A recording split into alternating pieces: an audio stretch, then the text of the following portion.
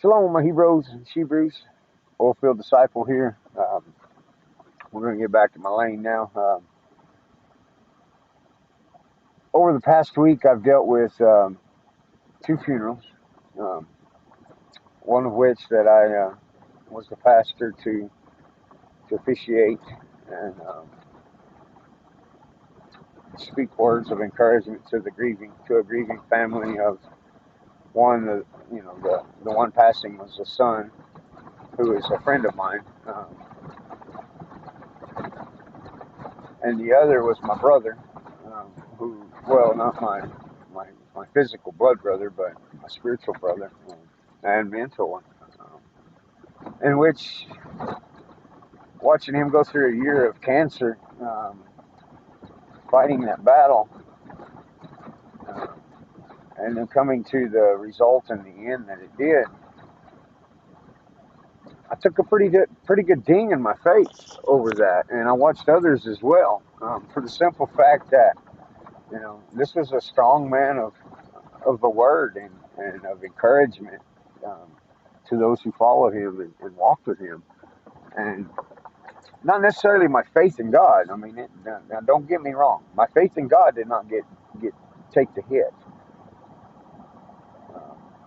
How do I want to say it? My faith was in my own theology, I guess you could say. Am I barking up the wrong tree? And as I began coming to the realization, I don't think God's going to heal this man. I began looking at my theology and was like, have I been teaching wrong? Have I read the scriptures wrong? And so that's what I want to talk to you guys about today. And make no mistake, I'm right back where I was at a month ago, a week ago, in my faith with my theology. I just had the enemy come in and attack and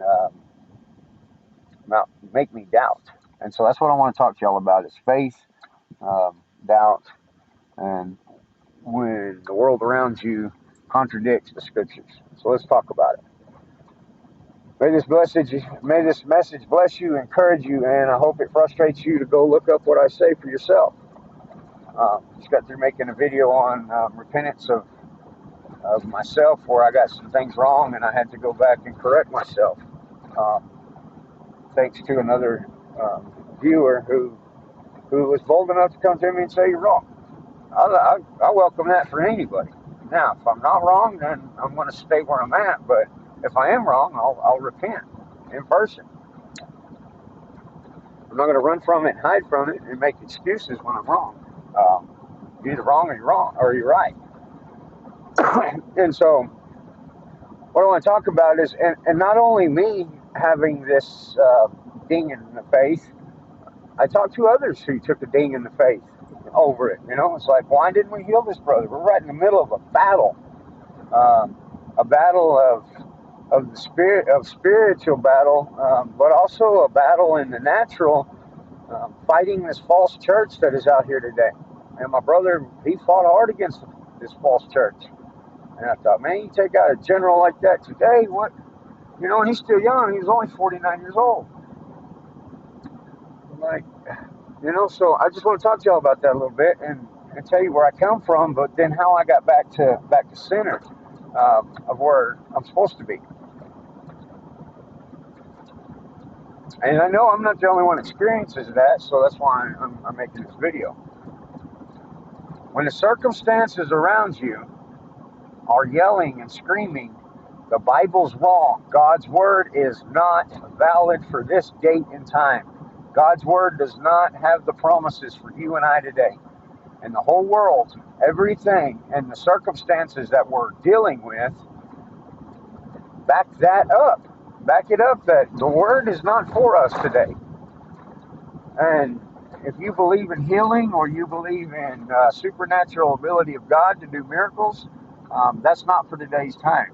And that's just simply not the case. And I'm fixing to get my Bible as soon as I get stopped here. We're going to go look at Mark, the last chapter, and talk about the signs that will follow the believers. But many question, is that for today or was that just for the apostolic remnant soon after Jesus' ascension. And I say no. I say that God's word is same yesterday, today, and forever. Malachi 3:6 that he says, I am Yahweh, I change not.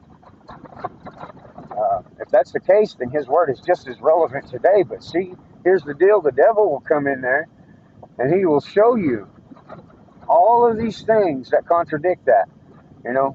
My brother passing. I'm like, what's going on here? This can't be, or did we do it wrong? Was we praying wrong? A whole lot of doubt started slipping in there and began bringing doubt. And so for just a brief time, I took a ding in the face. And I'm not going to lie to y'all, I did.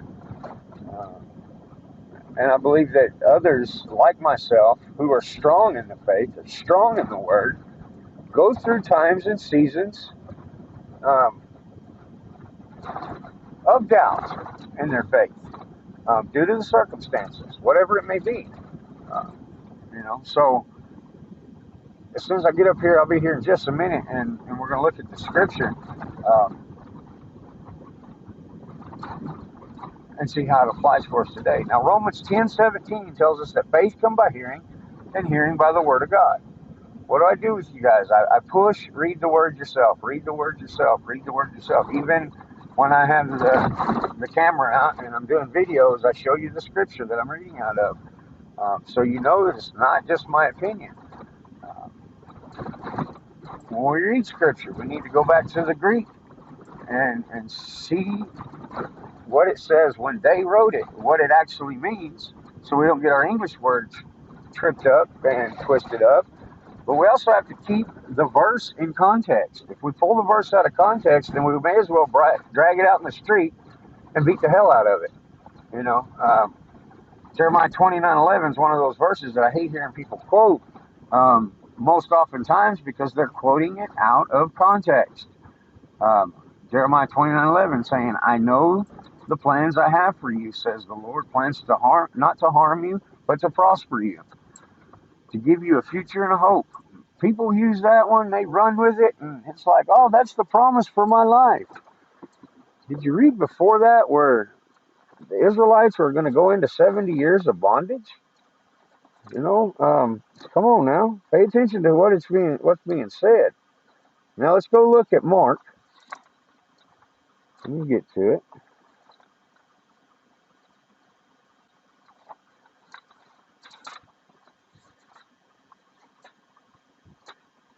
Come on now. Mark chapter 16.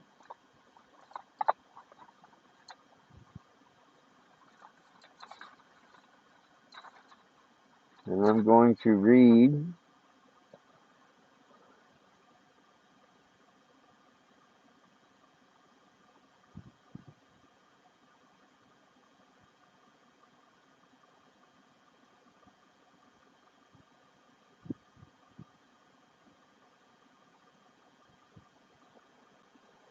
I'm going to start in verse 11 because I want to get the full context here.